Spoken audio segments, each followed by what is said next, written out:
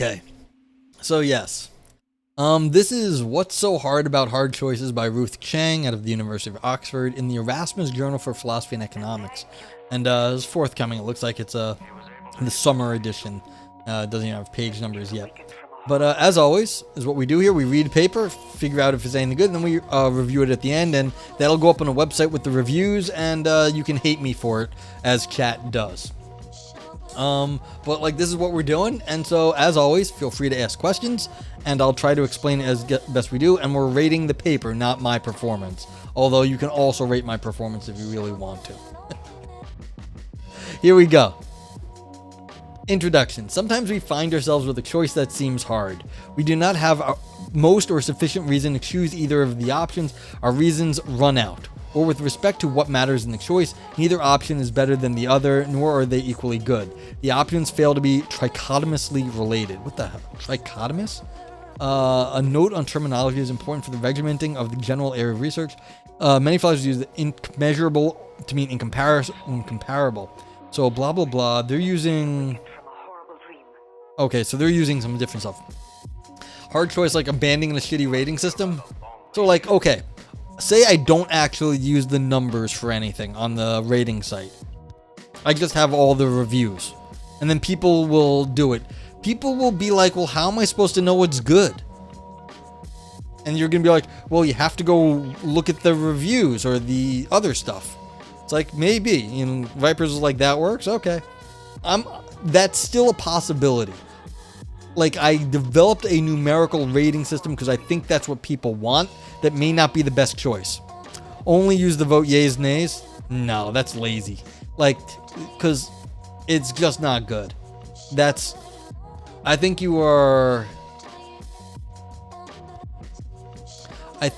that would be overly simplistic. Like, just using the vote nays, yays, nays for the rating, the others for descriptors. It's kind of that way, kind of isn't. This is a proprietary algorithm, Vipers. And, it's basically that anyway. It already is that, with the descriptors just giving a little flair. That's all it really is. It's like, it's not that far off from what you're saying. But yeah. But, I'm still open to considering that. Although I think it does a little bit of work to have the numbers. Like I said before, and this is philosophy of economics, for some reason when there's numbers there, people lose their minds. And I'm going for, people, I want to generate interest and things like that. So maybe that's a bad call. Maybe that's a bad thing to do. I'm not so sure. People like this sort of ranking shit. They do. And it's been criticized a million times, but it's what we do. Okay. I appreciate your feedback on that, though, that the rankings should only be the ones that are clearly the generic rankings and not the topical ones. Okay. All right. So what were we saying? Yeah, so sometimes your reasons run out. Or with respect to what matters in the choice, neither option is better than the other, and nor are they equally good. The options fail to be trichotomously related. Yeah, so we don't understand, they're incommensurable. We were just talking about this. When reasons run out, or the options fail to be trichotomously related, our ordinary way of making rational choice, namely by choosing what we have most or sufficient reason to choose, or choosing what is evaluatively at least as good as the other options, seems to break down. You should talk about your rating system at that diagram conference and get kicked out of Europe. Oh, wow. Wow. Yeah. I mean, I already piss people off. I try not to, but I do. I could show you the goddamn algorithm. You want to see what I'm doing? I'll show it to you. It's you can be angry about it, but it's not a big deal. It's not as complicated. It's not that complicated. Okay. Now suppose further, in such situations, despite our knowing that our reasons have run out or that our options fail to be trichotomously related, so they're incommensurable, we also know or are practically certain that we are rationally permitted to choose either alternative. 3 things are true in such cases. 1. The choice seems hard in some intuitive sense of hard. 2. The reasons for choosing have run out, or the options fail to be trichotomously related with respect to what matters in the choice between them. And 3. We know that it is rationally permissible to choose either alternative. Yeah, so this is called the principle of indifference. It goes back a long way. Principle of indifference says if you don't have any difference between the options, you can be indifferent to whichever one you do. Adam says, what is the criteria of relation for these options? What matters is the relation. Well, we're going to get to that in the. Or are you asking about my rating system or this paper? Because this is what we're talking about in chat and in the paper, coincidentally. I don't know, but we'll get to that in the paper because we're literally on the first paragraph or two. Yeah, I don't know yet. But like we're just getting into it. So they're setting up the problem. They're gonna have to say more, Adam. Like they just will. Alright, so the author says this seems puzzling.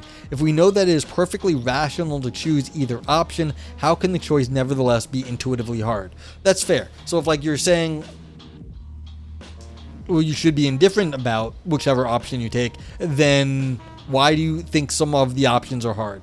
I mean, my sense is that when the options will have massive significance in your life, then you have to go over the options very, very carefully to actually see if one of them is different from the others, for better or for worse. And then it makes a big difference. But like, it's hard because you have to be super careful. It's not necessarily because they have anything different from each other. You just have to be super careful in determining that the options really aren't any different. So that's why I would say certain problems are intuitively hard. Because they're massively significant and any small difference will have major ramifications. And that's also one of the points in favor of my rating system. Nothing is going to hang on this, at least not for you jackasses in chat. If anything, I'm going to be the one getting yelled at because my name's on everything. Like, you guys think they're coming after you? Well, it's my real name on that website. They're not coming after you. Okay. In the hardness problem of practical might, incommensurability, and deliberative hard choices, Sergio Tenenbaum confronts such cases. His aim is to answer the question, why does a choice between two options that fail to be trichotomously related seem intuitively hard, even if one knows that it is rationally permissible to choose either option? Since he frames the question evaluatively, we follow suit. On certain plausible views about the relation between reasons and values, the failure... Oh, let me drop this. The failure to be trichotomously related is equivalent to reasons running out, and so one expression can be substituted for the other. Okay. What is important to answering this question is the idea of intuitive hardness. Curiously, Tenenbaum never tells us what it is for a choice to be hard in the intuitive sense, but we need to have a grip on this idea before we are in a position to assess the plausibility of his, and I will argue a preferable alternative, answer to the question. So, the first order of business is to fill in the intuitive sense of hard that is at work in tackling the question. I propose that we understand intuitively hard choices just plain hard going forward as follows. In a hard choice, 1, neither option is better than the other, and nor are they equally good with respect to the covering consideration, the consideration that gives what matters in the choice between them. And 2, there is nevertheless a rational choice to be had in the situation, but 3, getting to a rational choice is, in a way, yet to be determined difficult, wherefore, the difficulty in arriving at a rational choice is distinctive to cases that meet conditions 1 to 3. Yeah. So how do you make the decision? You don't know, but you have to do it rationally, and there is no good way to decide, so you have no rational way to decide, but you still have to do it. All right, and so, yeah, and the difficulty in arriving at a distinctive means all of these. You still have to pick one. But what would be, or is the criteria you meant? Okay, yeah, we're going to have to get there still, Adam. You are, these are the correct questions to be asking at this point. We're still not there. And this is in the abstract too. So again, if all the outcomes of the choice you make seem to have similar consequences, then how do you actually choose? So I remember when I was in college, I would go and we'd have the soda machines. And I'd have to choose what soda to drink that day because I had a meal plan and I had to pick one. And it was hard because I could have whatever I wanted and it was every day.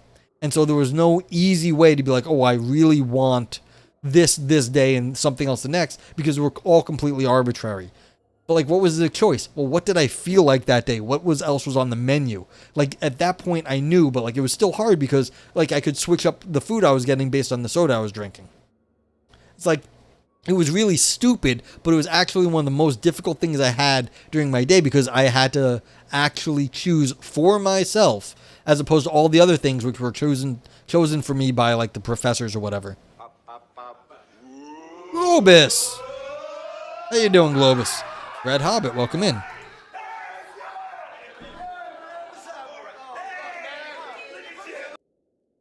What's up, Globus? Welcome in, Raiders. How was your, thank you for the follow. Kensei, thank you for the raid, Globus. How was stream? How was the AI chat today? Yeah, Candor, K-Pars. What's going on? Hi, I'm Noah. You can call me Noger, No Gray, whatever. No Greo, some people say. Some people call me No. Just don't be a jerk about it. It doesn't really matter to me. I'm a philosopher. I talk philosophy stuff. We're actually talking we're reading some philosophy of economics, talking decision theory here, where if you have no real way to decide between options, why is that a hard decision? Shouldn't you just pick one?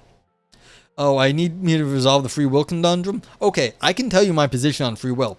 I actually think determinism is incoherent. So it's a nonsensical position to be deterministic. I have never heard a good argument for determinism. So the fact that there's a free will argument actually doesn't make sense, because the things that people are arguing about don't actually make sense itself. So I am on the side of free will in the sense that I deny the existence of a deterministic universe. So I have local determinism, that like when we are doing stuff, we can have deterministic spots in our universe. That's fine. But then that doesn't really cover the rest of the universe. So as I was saying earlier, I live in a weird world. Only things apply on local scale sometimes. I don't even know what the size of a local scale is. But when we're doing science, for what we're looking at, that is looking deterministic. And so when we're doing science, that looks deterministic. I don't generalize from science to the rest of the universe. And so you can have local determinism when you're doing deterministic studies, like physics. But other than that, I don't do it. So in my world, free will is sort of a misnomer. Like, it doesn't exist because determinism doesn't exist either. And so like the whole discussion's weird, but like I'm more on the free will side because I'm outright denying determinism. Yeah. Junk Saint, how you doing? So that's how I see the free will conundrum. Like, why do you have a sense of free will? Well, that's because the idea that like the things are deterministic is stupid. Yeah.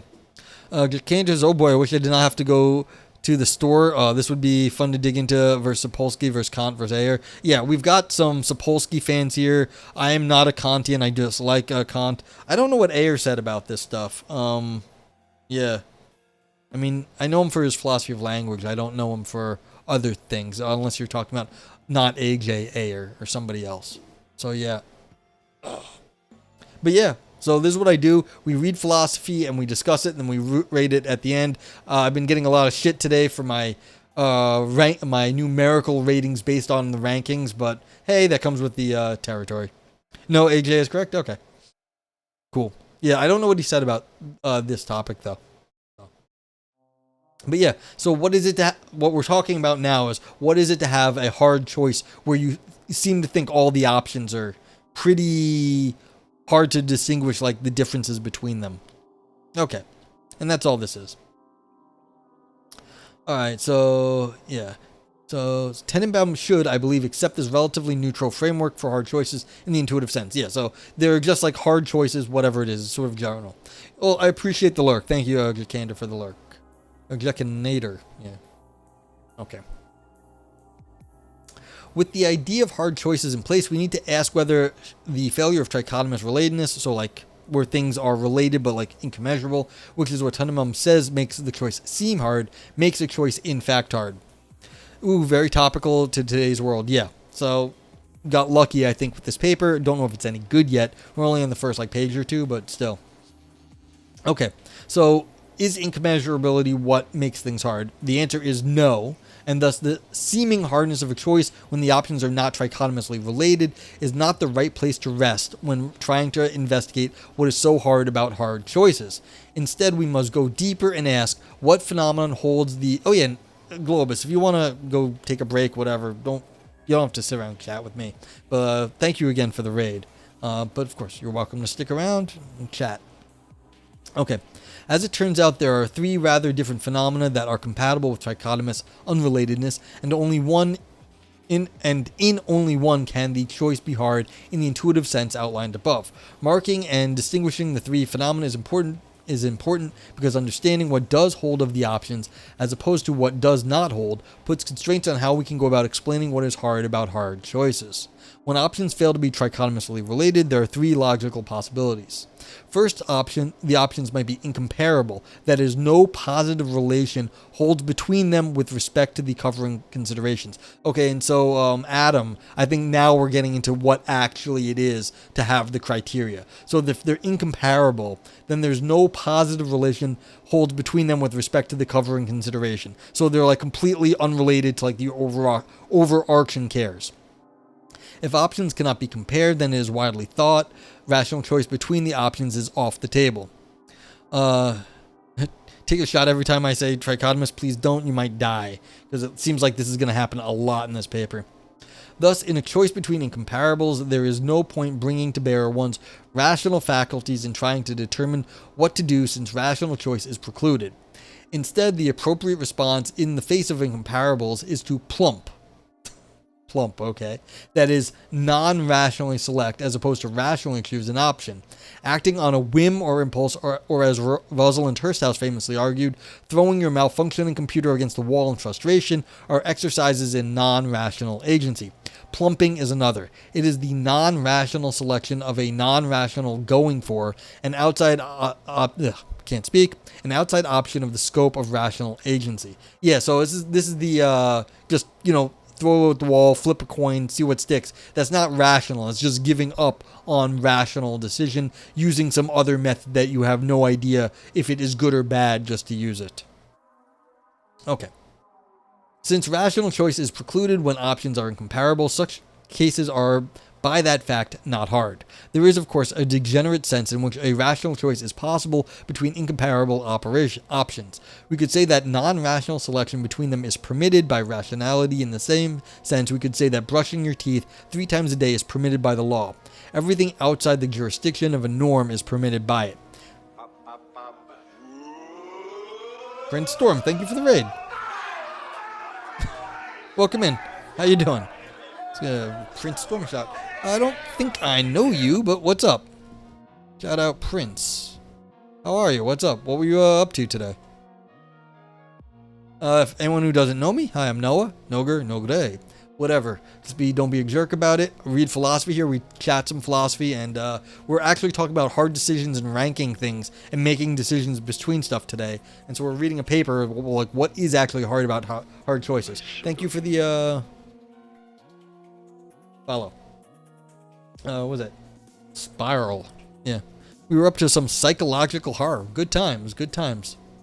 So yeah, cool. Thank you for the raid. Appreciate it. Was that a game or are you reading something? And if you got to take a break, don't feel need to sit around, listen to me rant.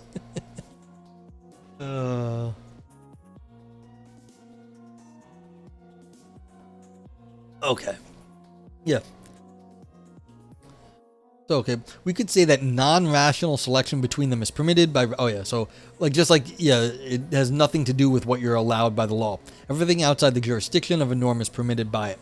But even if we allow that in cases of incomparability, it is rationally permissible to choose either option in this degenerate sense, getting to such a rational choice is easy. Just plump. That is, incomparability between options does not make a choice hard.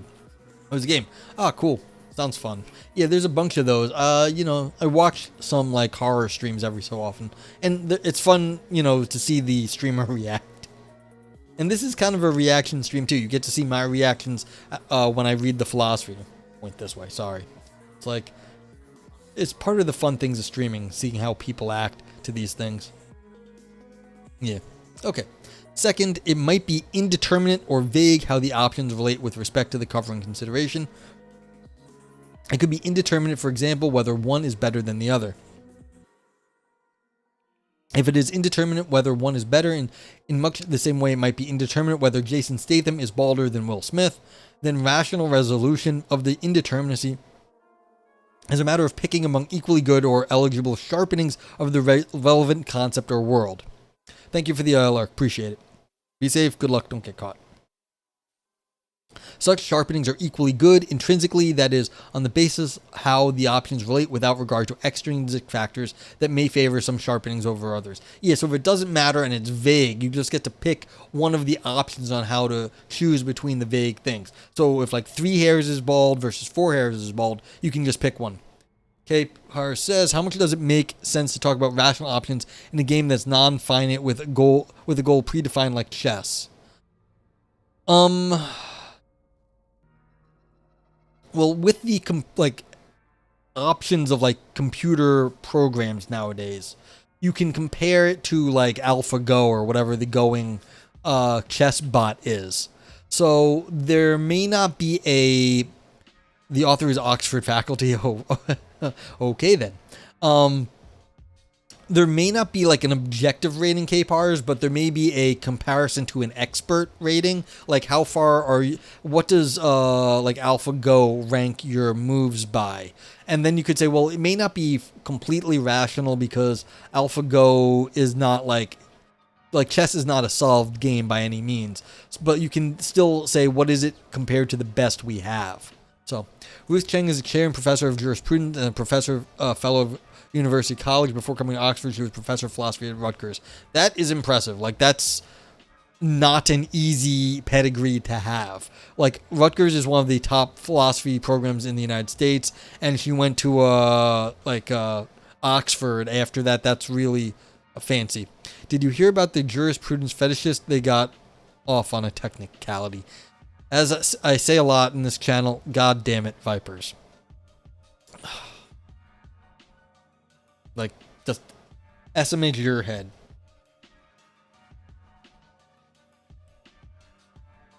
So, and K-pars also, if you go back to chess, there's a lot of parts of chess that are solved. And those you could say there are objectively bad moves in the parts that are solved. So, it's like, yeah, there's definitely options though. And that's what makes high-level chess very interesting. I wonder if Agni's still around. He could speak to this better than us. That's Evolve Yourself TV. He's a very well, like, he's a chess tutor in when he's away from the computer. But like that's what makes chess interesting, is that we don't know how to judge some of this very high-level movement. Even the chess bots, like, they can't determine what's really a better move at a certain level, and so that's what's still interesting to us. But yeah, let me know if you have more questions about that. It's an interesting question. Yeah, so, and that's like, this Ruth Chang then is at least has a impressive pedigree. So we'll see how the paper is. We've completely shat on like impressive philosophers before, and we've ranked nobody's very high. So it's like, we've liked their papers too. Okay. Picking should be distinguished from plumping. The former is an exercise of rational agency, while the latter is not. Yeah, so, well, is it rational agency to have an arbitrary sharpening of your measures? Like, why is picking rational while plumping is not? Arbitrarily choosing a refinement of your measurements is still arbitrary. I don't see how that arbitrariness is rational. Like, I'm not in agreement with this statement right here. Picking is the arbitrary choice of one item over another that is appropriate when options are equally good. If options are equally good with respect to the covering consideration, they are in that way interchangeable, and so is rationally permissible to pick between them. When options are indeterminately related, there are multiple eligible sharpenings of their relation, in each intrinsically as good as the other, and each of which provides okay, so they're just saying, okay, when you can pick. It's not when you arbitrarily do it. Okay, I misunderstood. So they're saying when you have a good sharpening, that's okay. When you have an arbitrary sharpening, that's bad. Okay. So each intrinsically as good as the other, and each of which provides a resolution of the indeterminacy. By picking a sharpening, one arbitrarily stipulates a resolution and can, on that basis, make a rational choice. If it is indeterminate whether A is better than B, a rational agent can simply stipulate that A is better on the basis rationally choose it. No, I don't understand this. Why can you simply stipulate? Why is a simple stipulation rational? I'm not sure I agree with that. I mean, you can define it as such, but why? Why is an arbitrary stipulation rational? Isn't that the same problem as all the arbitrary stuff earlier? Okay.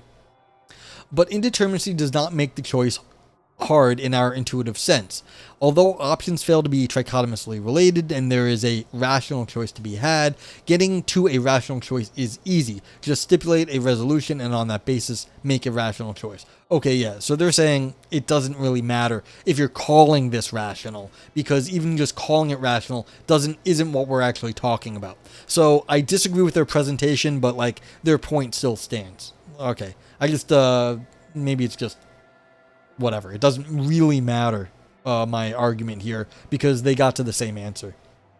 Okay, there's a final possibility. Two items that are not trichotomously related could be on a par. Parity is a fourth sui generis basic relation that can hold between options with respect to the covering consideration. In contrast to non-normative comparisons of items that can be adequately represented as quantities and therefore proceed in terms of more or less and equal, normative comparisons of items typically involve both quantities and qualities that require a fourth way in which they can be normatively related. They can be on a par. Roughly, items are on a par when they are qualitatively different, but nevertheless in the same neighborhood of the covering consideration.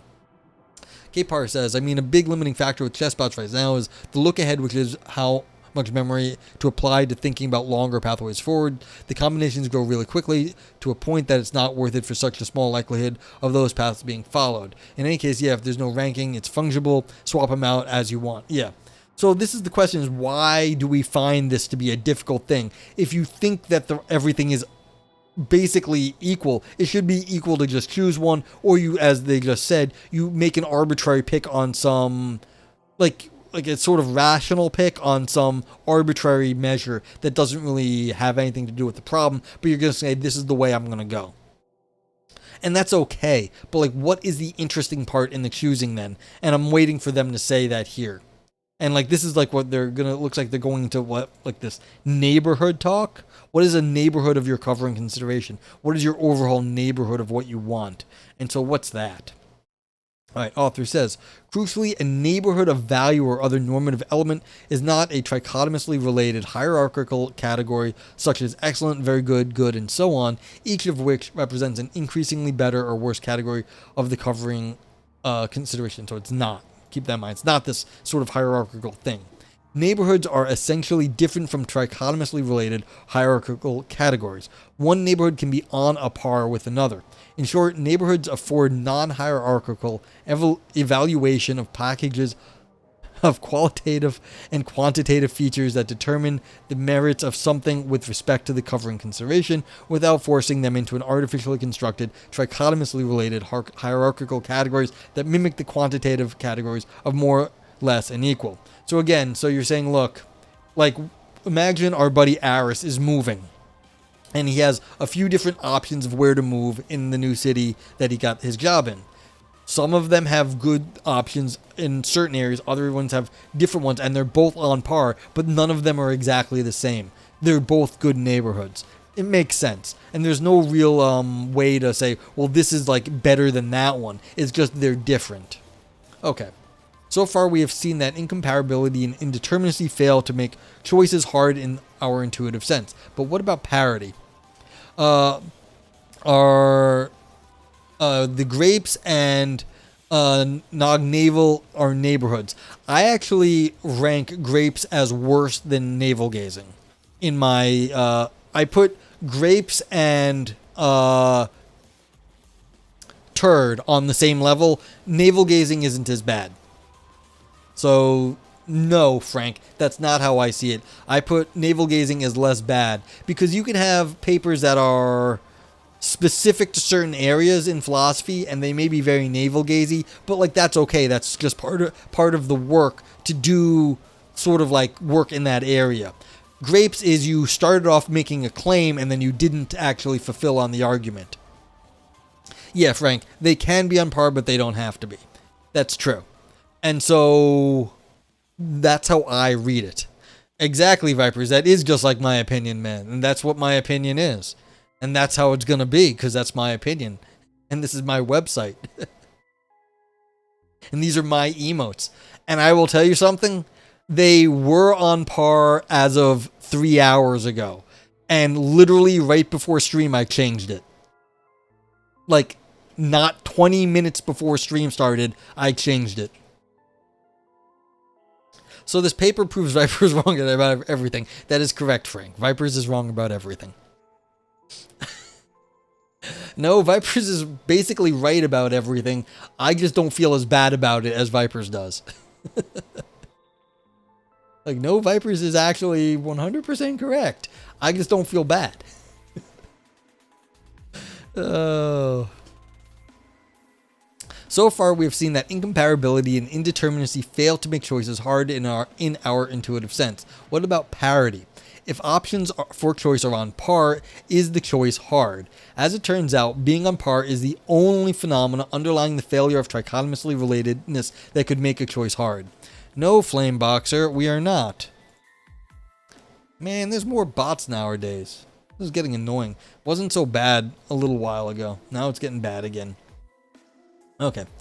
But before turning to what I think is an explanation of what is so hard about hard choices when options are on par, we should look at what Tenenbaum has to say about what is hard about hard choices. Okay, so now they're doing the lit review part of the paper. And so basically that's what I was saying. If you're moving to a neighborhood, you might have one coffee shop that's really good here. You might have a different coffee shop that does things just slightly different, but they're basically on par, but like there's no way to adjudicate between them. So, but like, and there's multiple things, and so there's no easy way to rank this stuff because one may be better in one area and another can be another area. It's all on par. Back in my day, there were less bots. I'm talking like a few months ago, I wasn't getting bots, and now I am. Viper says, like I said, just because they're highfalutin philosophers doesn't mean they're good, good. They write good papers, and doesn't mean because I'm a streamer I can speak anymore. I am like losing it. But like, yeah, that's what Viper said is correct. It's like people are really, really smart. It doesn't make them good writers. Like there's people who are really good philosophers, not good writers. They're like, this person has got pedigree up the wazoo. Like they've professor at big time universities for philosophy. Doesn't make their writing great, but look, it doesn't matter. Doesn't matter. We're trying to figure out what's good about the paper here. I'm not a English scholar. I'm not telling you like what's a good literature. Okay, hardness is a matter of the need for further specification. Although Tenenbaum says he is focused on hardness that derives from how options for choice relate, in fact, he seems mostly interested in hardness due not to what relations hold between two options, but hardness due to some feature of the options, namely their underdetermination, or what he calls their indeterminacy. Yeah, thank you, Vipers. Since underdetermination of covering consideration, ends, circumstances, and so on can always be expressed in terms of underdetermination of options, I will stick with the talk in terms of options. This indeterminacy he has in mind does not always seem to be vagueness, and if he means by indeterminacy vagueness, then as we've seen, vagueness makes hard choices easy, and so the fact that our ends are nearly always indeterminate in the sense of vague will not help explain what is hard about hard choices. Yeah, because as vagueness, again, you can solve it by making an arbitrary choice, but that gives you a method to choose between them. Even if it's not a very interesting method, it still gives you a rational method of some sort. That's not what makes it hard. I believe by indeterminacy, Tenenbaum has in mind something more akin to underdetermination, that is the lack of full specification of an option for choice. And this is what I was talking about when I said I was having trouble choosing what drink when I was in college with the soda machines that have like 12 or 14 options of soda. Because it all depended on what I want to eat, but then I could, if I got a different soda, I could get something different to eat because I had the meal pass in the cafeteria or whatever when I was a freshman. And so I had to sort of choose between different like good options here. And that's not the same thing as vagueness. This underdetermination, if I only knew one thing I wanted like better, then I could choose the soda, but that changed all the other considerations altogether. Okay. When options are not sufficiently specified, Tenenbaum appears to hold neither is better than the other, and nor are they equally good, since a small improvement in one does not settle the matter as to which is better.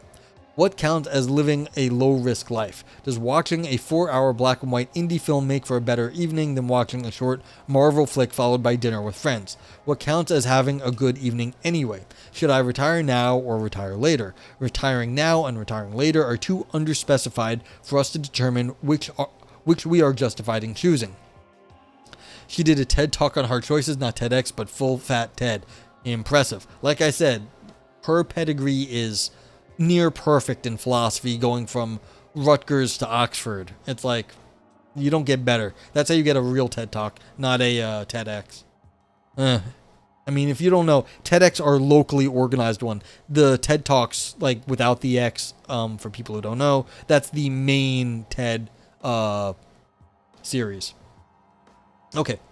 We need to engage in the kinds of specific specification that Aristotle and contemporary specificationists like Henry Richardson and Elijah Milgram thought was central to practical deliberation. Does retiring now... I keep running into this Elijah Milgram character, seemingly getting more popular. Does retiring now give me time to work on my novel? Is there a way that I could retire later that would allow me to both work on my novel and play with the grandchildren? What impact do these options have on other things I care about? Is there a way to implement retiring now that is Pareto superior to all my ends? And if so, what is it?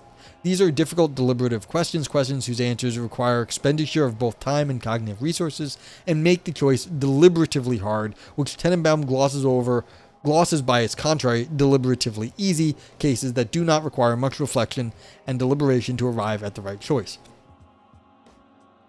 Yeah, this is what I was saying. It's like you have to work at it because it will make a big difference for you at some end, but those very small differences make a big difference, so you have to really think about it. That's what makes it hard. More specifically, the full deliberation that Tenenbaum thinks is required must satisfy two desiderata, which makes the choice what he calls deliberatively hard. It must first conform to the Tenenbaumian principle of instrumental rationality, quote, take some sufficient means to all the ends you pursue, which is the, quote, only fundamental principle, end quote, of his proposed extended theory of rationality, to which we will return later. This means that spending your evening in way A rather than way B is not justified if there is a way C that is Pareto optimal with respect to all your ends. So not only must you specify A and B sufficiently to ensure that each is a sufficient means to your end, but you must scan the horizon for any possible option C that does just as well as A and B in achieving your end, but better with respect to achieving something else you care about. Thank you, Bowser Big Green Burrito. Shit, you're saying nice things about me.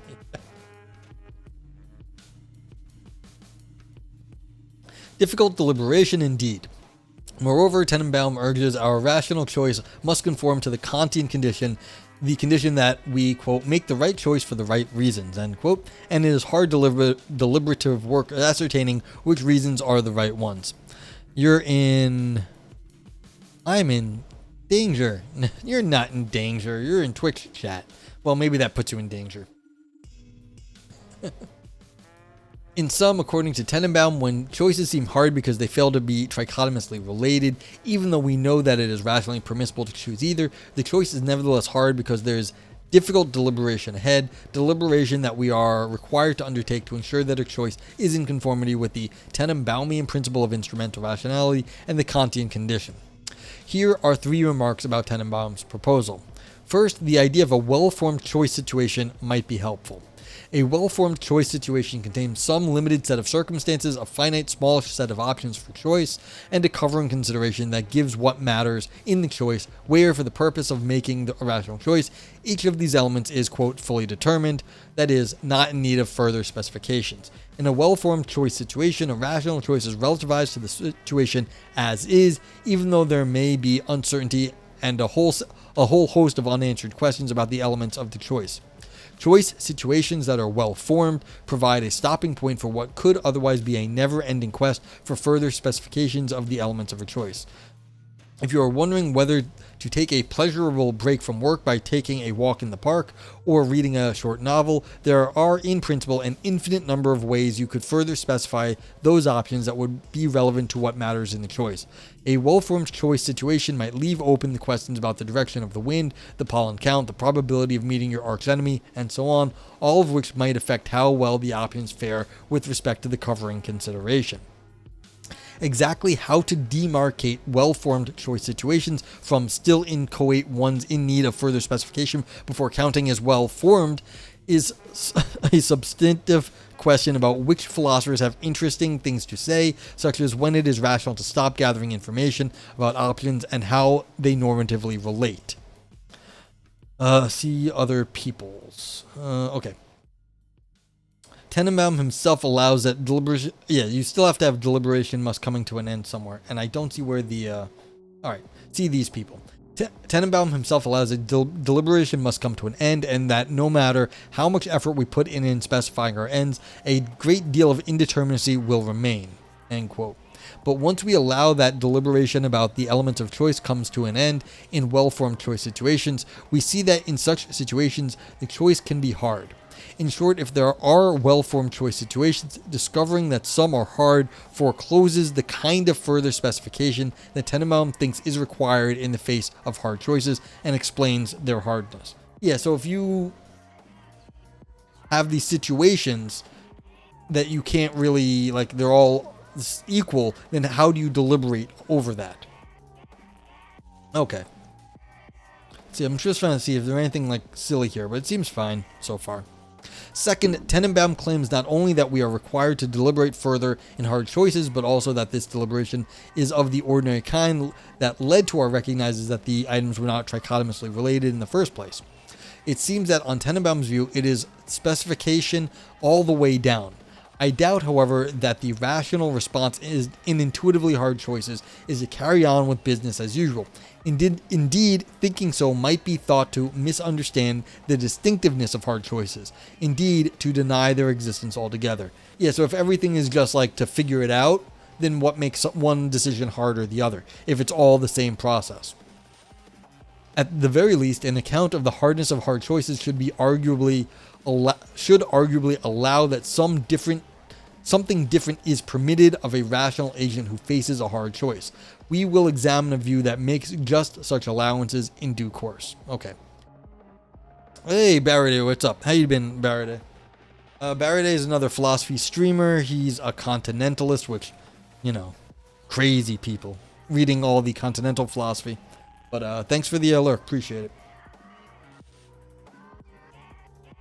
This man just trying to get a chapter done. Yeah, get that dissertation finished. So it's always I don't have a dissertation, but as I tell all the people, it's more about getting it done than it is about like anything else. You're reading Hegel? Oh God, Hegel is such a pain in the ass. Good luck with the Hegel. I mean, Hegel is the only time I've ever had to apologize on Philosophy Roulette, because I've heard some rather sophisticated talks on Hegel before, and I was reading a Hegel paper, and the author got back to me and was like, oh my God, how did you just like come up with these things like just on the spot? I was like, I actually know a bunch about Hegel interpretation on certain stuff. So it's like, yeah. Hegel sucks, but it seems everyone wants to do his dialectic. Yeah, well, it's very sexy. Like, people think the dialectic is very sexy, so it's like they do that. Thank you for the follow. So, I'm actually I was thinking I was coming up with a strategy to counter Hegelian dialectic fan philosopherism recently. I'm wondering about that. I have to think more on it. Yeah, thank you for the follow, Descarlism. Welcome to chat. So yeah, but this is how we do. We think about philosophy here. Welcome in. Okay, so this leads us to a third worry, and we're talking about hard decisions here. When you're not sure what to do, what makes that decision hard? Tenenbaum's description of the hardness of hard choices does not make the hardness of such choices distinctive. Indeed, as Tenenbaum says, actually, let's give Barrett a shout out for whenever he gets back to not writing. Anyone's interested in more philosophy content, Barrett. Okay, indeed, as Tenenbaum says, quote, as far as deliberation is concerned, there is no difference between how a rational agent should respond in the face of options that fail to be trichotomously related, and how she should respond in the face of uncertainty about whether it is permissible to choose either. She deliberates exactly in the same way she would deliberate had she been uncertain about whether both options were permissible ones. Yeah, thank you, Barrett. The Carlism says, listen, if I just iterate the function x is not y until I'm sick, I'll actually get to the real true metaphysics essence. Good luck with that. And I'm sure that like your algorithm will just not go on forever, getting you nowhere. K Par says, I don't know. I feel thus could have been much shorter. You can't compare two underdetermined things. Yeah, that's fair. What this author is doing right here is they're doing the very academic thing of, this is what the situation is, and this is what my main person, this is what the other main people in the literature do. This is just the literature review. It's not always the most interesting thing to read if you're interested in the topic, but it is in terms of academia, showing you know what you're talking about and that the other people have a problem, establishing that your solution is needed because the other people have problems. So yes, but like, welcome to academic philosophy writing. You are correct, but like, this is the state of the world. So yeah. Yeah, so everything has to be the same in the end. If an agent is uncertain whether both options are permissible, that could be taken on many forms. She could be uncertain about whether the options are equally good, incomparable, vague, or on par, or even whether one is better. So the deliberative hardness of hard choices on Tenenbaum's account also seems to be present in cases of uncertainty. Indeed, Tenenbaum's deliberative hardness might also be present in easy cases. Suppose it is clearly and definitively better that you retire now than later, where that will pretty much guarantee you a good pension.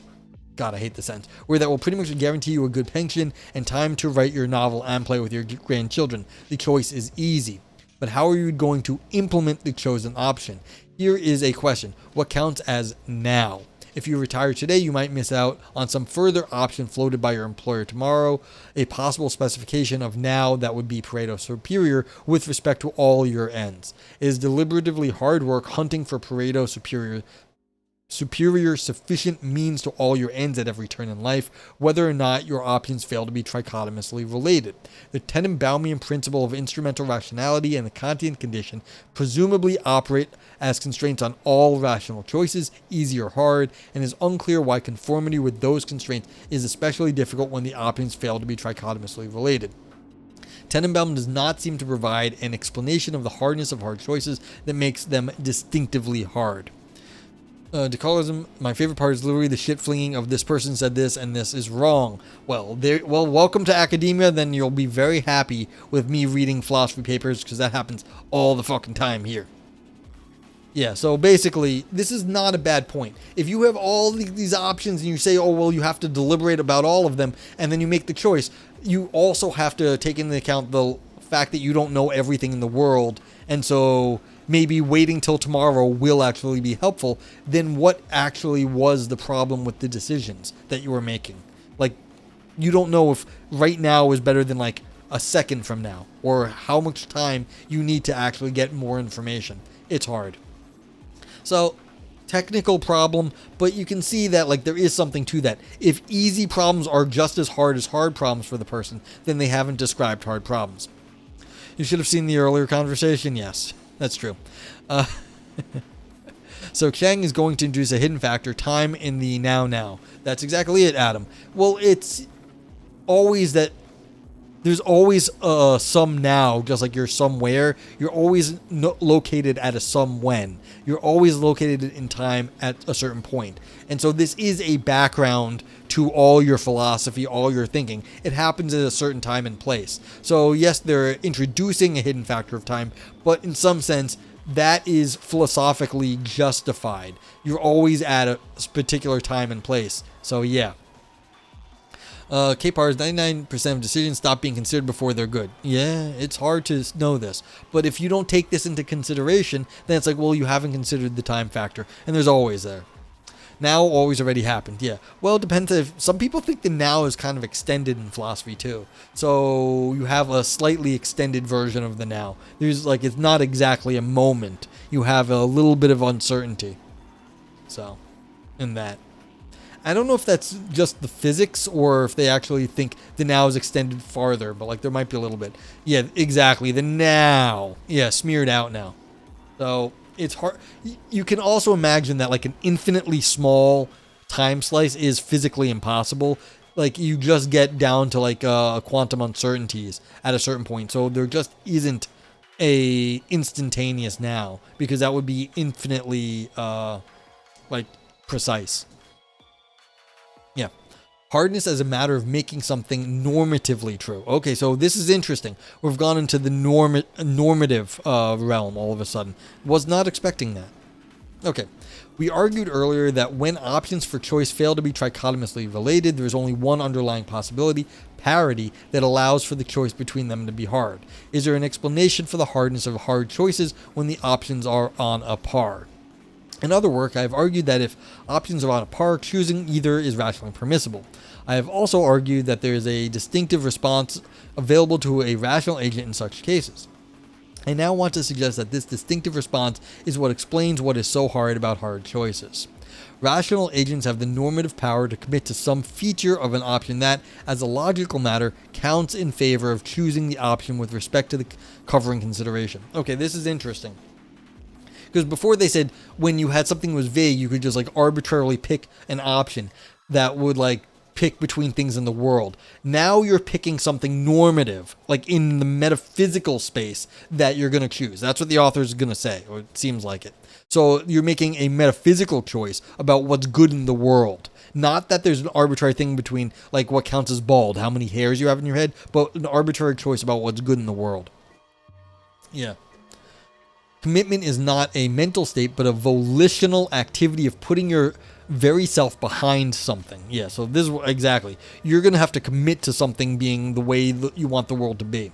This activity is that in virtue of which some feature can be a will-based reason for choosing an option. In other words, by putting your very self behind some feature, like the fact that retiring now will allow you to avoid endless meetings, you can make the fact that you would avoid endless meetings a will-based reason to retire now. Adam says, I get the philosophical entity, theoretical entity assumed, yet well justified though. What the growing block theory of time, what the growing block theory of time is she talking about? I think you have to specify exactly what you're asking. The idea before was that there is no distinction between hard and easy choices because easy choices can be made into hard ones given enough factors. Like if you start spacing out time, maybe you can find more and more factors to build in that matter to you. Now she's saying, no, what you can do is you can choose in the course of your life what matters more. And the fact that you will it somehow, that makes that part of your life matter more. And so now you can choose the thing that matters more. You're choosing to make your life in a certain way. And so that actually makes your choice easy. Well, that gives you a way to decide. Yeah, so this is will-based, as she says right here. This activity in virtue of which some feature can be will-based reason for choosing an option. In other words, by putting your very self behind some feature, like the fact that retiring... Oh, yeah, so I read this. You can make the fact that you would avoid endless meetings a will-based reason to retire now. In this way, each of us, as rational agents, can quite literally create new will-based reasons to choose one option over another. So you're changing yourself, is the argument here. We create will-based reasons in the sense that we have direct volitional control over their grounds. And their grounds here, what is the grounds? See, this is a very weird sentence. You're creating the grounds. Usually the grounds are what justify reasons, but the author is saying you can create yourself and give yourself new reasons to make decisions. Matters more by willing, but willing takes XYZ, takes time. A pick in time, yes. But yes, it can do that in time, but the argument is that once you have changed yourself, then you can, give yourself new reasons that will adjudicate between the different options. Will the eternal recurrence of your choice or something? Yes. And so that is the opposing side of this. The Heideggerian Nietzschean sort of interpretation of the eternal recurrence is that you can't actually figure out the future, and the past is infinitely more complicated too. And so there is no way to decide. All you have is the eternal recurrence of the choice to choose how you're going to act that day or in that moment. And so that's actually a good point, K-Pars. This is basically a very Nietzschean take on this. You are creating yourself. So yeah, thank you, K-Pars. Good point. Okay, it is important to underscore that the commitment is not itself a choice or decision guided by reasons. Yeah, because you're defining the grounds here. Yeah. In particular, it is not guided by the existential question. See, the author knows this. They went right here into existential. What kind of agent do I want to be? After all, reasons have to do with being one kind of agent or another, can be part of what matters in at least some choices, and it would be odd if in those cases, any hardness is up to be resolved by such reasons counting twice. Yeah, so you have to change yourself, but you can't take the way you are and then be like, well, I'm going to be that way because of this. That would be circular. Commitment has to be an upshot of the constitution of one's rational identity, roughly all the reasons one has in one's life, including most crucially what one has most reason to do, but it should not be confused with aiming at, deciding to be, or deliberating about what rational identity to have or what kind of person to be. That's why there's the eternal recurrence. You have to do it at every moment. Adam says, however, metaphorically backing up to take a meta step and choose what matters could take place in an instant or forever just as well. Again, an infinite consideration could happen again. Yeah, but at this point, you could always do that, but the point is that you are purposely changing yourself so that you don't do that. That's what the author is arguing. You are changing yourself so you do not take that step, that infinite step. You're taking the step right now, here and now.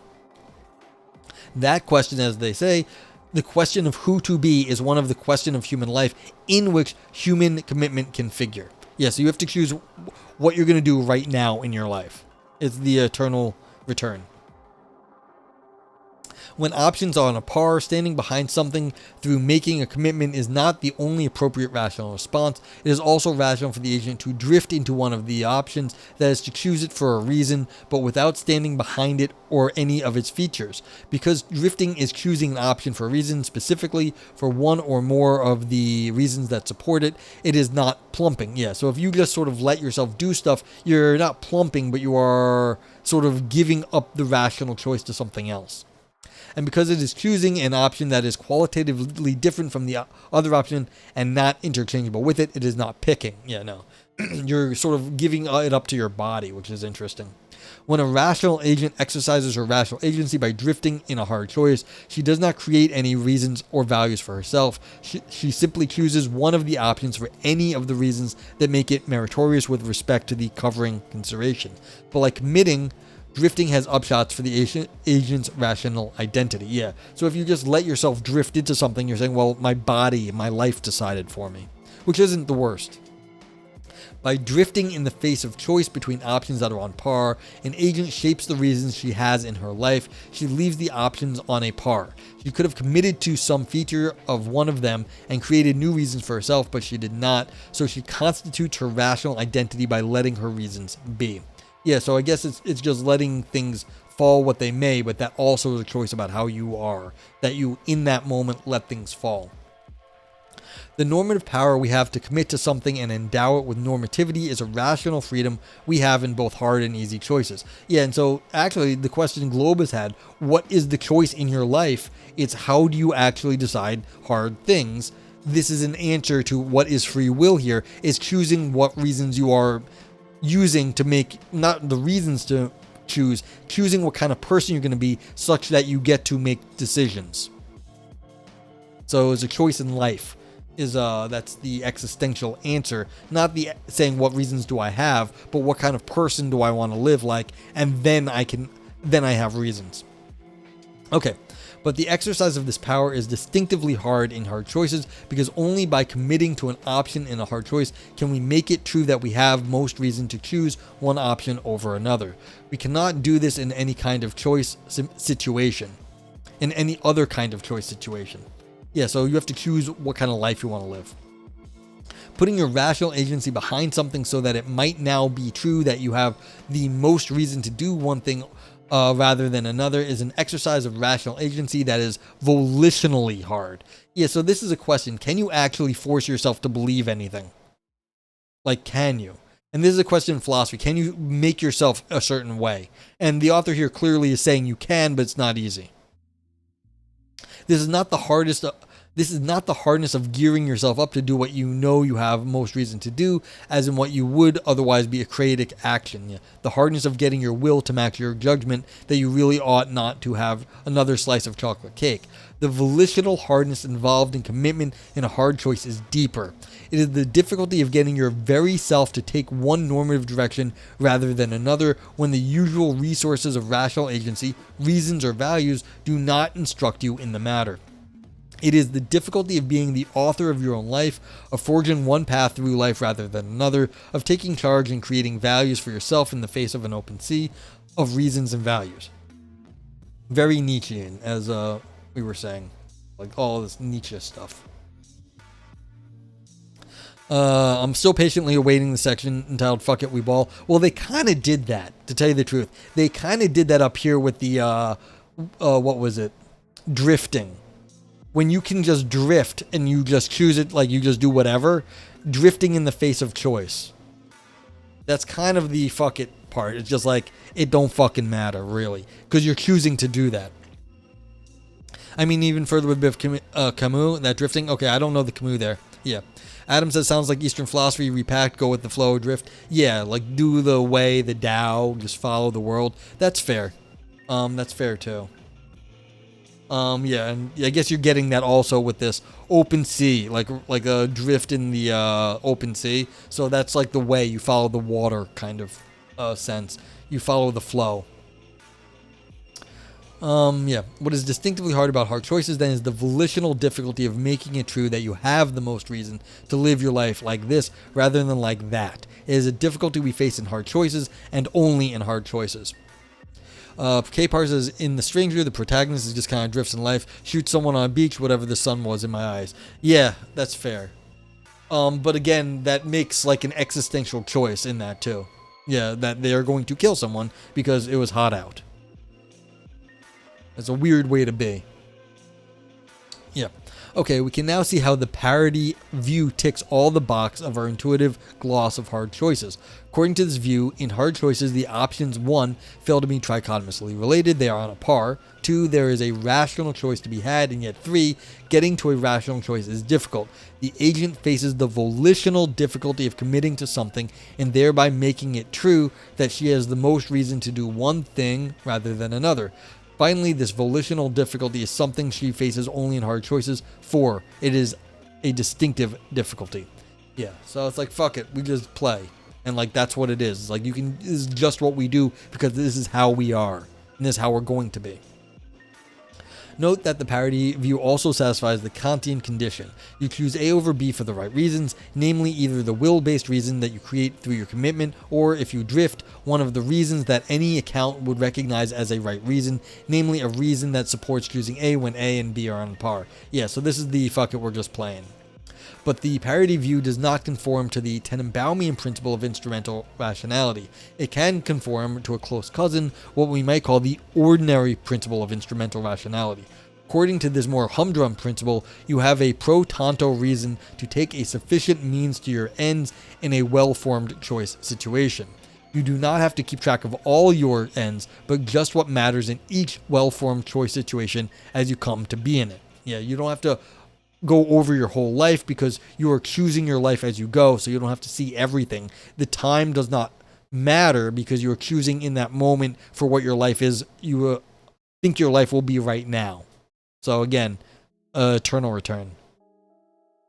But how do we come to be in one well-formed choice situation as opposed to another? And can we be justified in being in the one that we are in at any point in time? Again, this is what we've been talking about. We now arrive at what I believe is the core matter raised by Tenenbaum's article. How should we conceptualize the domain of practical reason?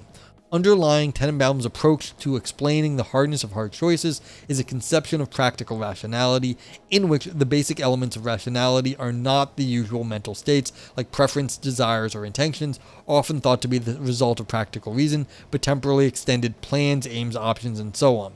Such a view essentially conceives practical reason as a constrained but perpetual specification of pursuing the end of fying. We have suggested that one worry about such a view is that it cannot explain what is distinctively hard about hard choices. Hey, Dame Karen, what does trichotomously mean? It basically means incommensurable, but like it covers a few more specific cases that are closely related. So it's like incomparable, incommensurable. It means basically you have trouble comparing stuff in any simple way. And so they had to use that because there's a bunch of other terms that are related, but they want to have like a covering term for a bunch of them. So that's kind of what this area is doing, talking about hard decisions, and then you get into all these comparative things. And so, yeah, they had to define that at the beginning. I didn't know what it meant. They had a footnote on it. So it's basically just incomparable. Fancy incomparable. All right.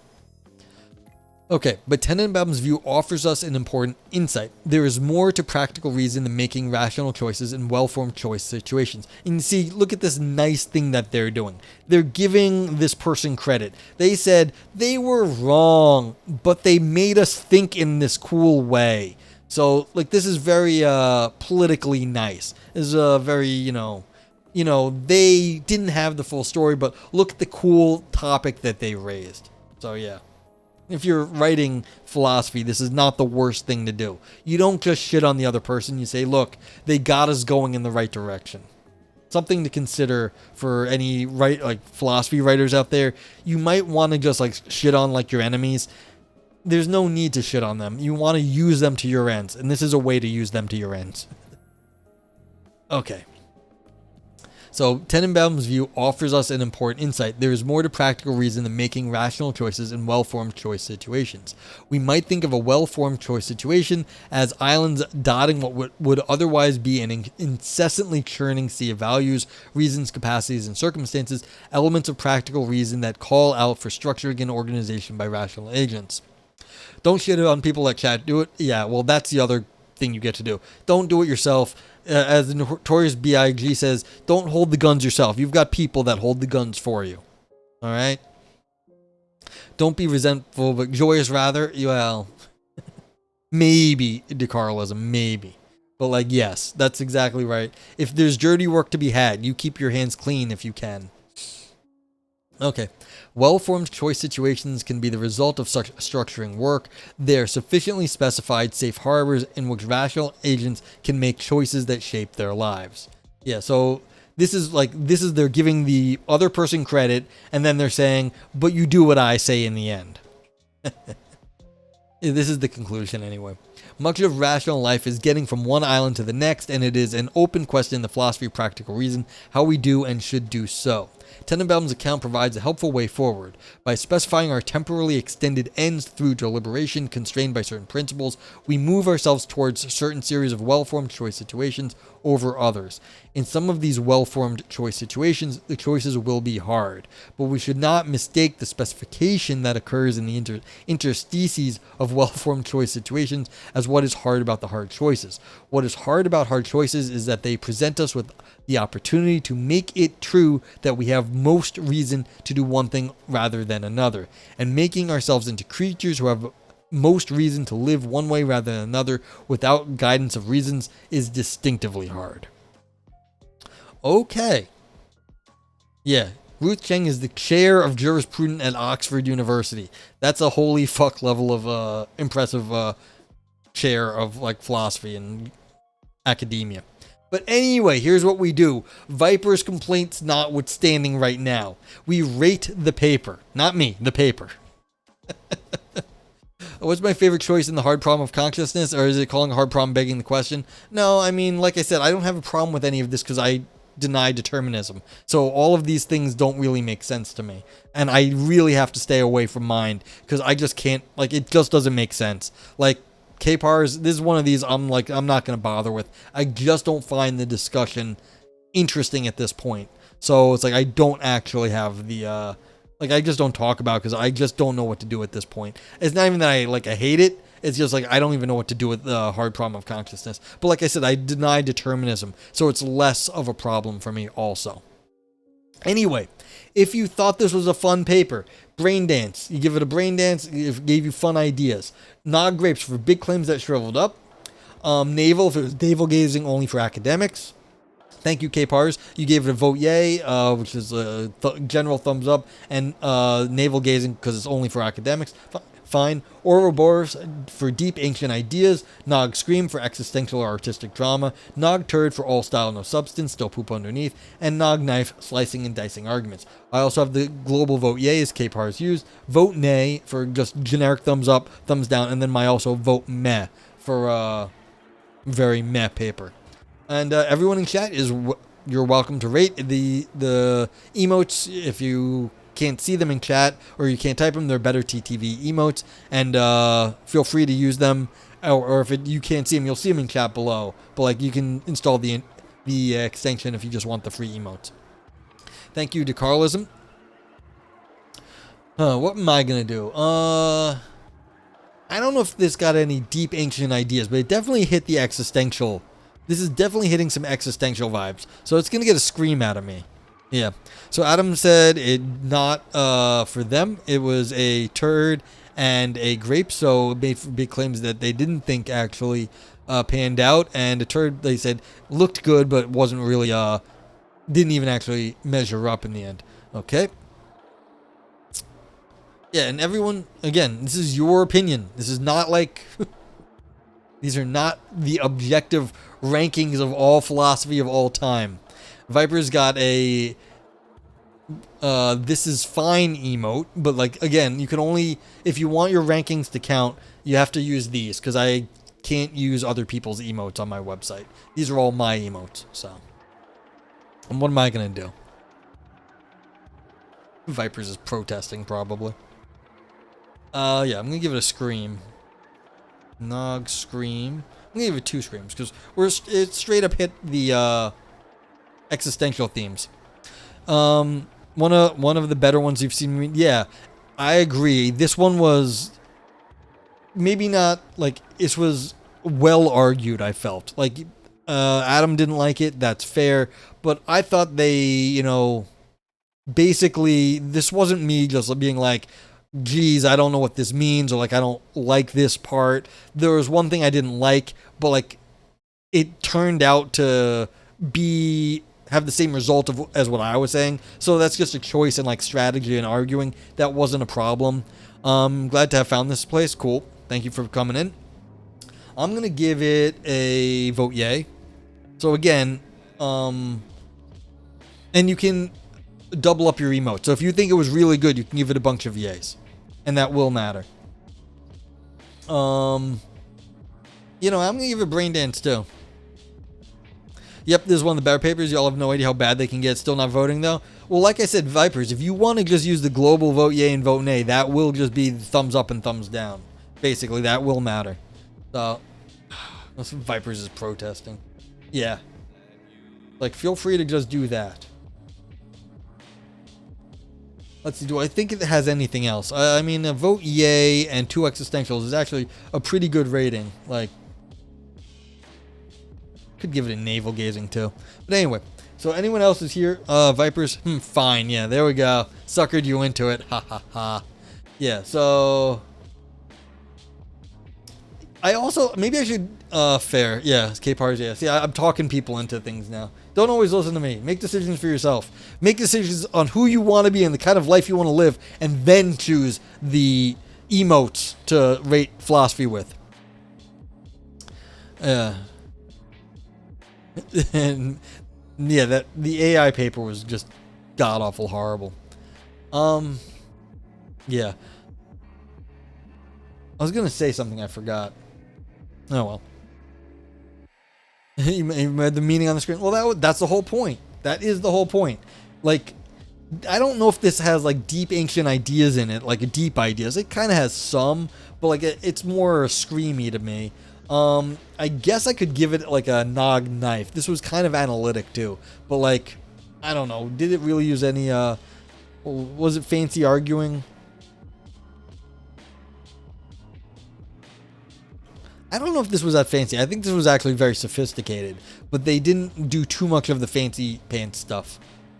It looks like they could have, but they kept it, not like trying to make million definitions and like, you know, do fancy stuff. All right, one more minute. Everyone else, if you want to get in, now's the time. But yeah, and then we'll get out of here. Raid. Let's say something. It's a real issue, and our analyses of other views was interesting, not covering certain cases, but our answer wasn't in the positive. It was trifling, trivial. The writing was well crafted, though. Yeah. So I see why you gave it the golden, because the writing was well crafted. I was saying the same thing. Like, that's why you give it the turd. It looked good, but if you don't think it actually said anything, then that's what the turd is about. Same with the grapes. It's like, well, they started off making big claims and they didn't get where you thought they were. Now, I thought it was okay. I would lean more grapes myself, because they ended up, what they were doing was defining hardness of a decision very narrowly to be the way they wanted.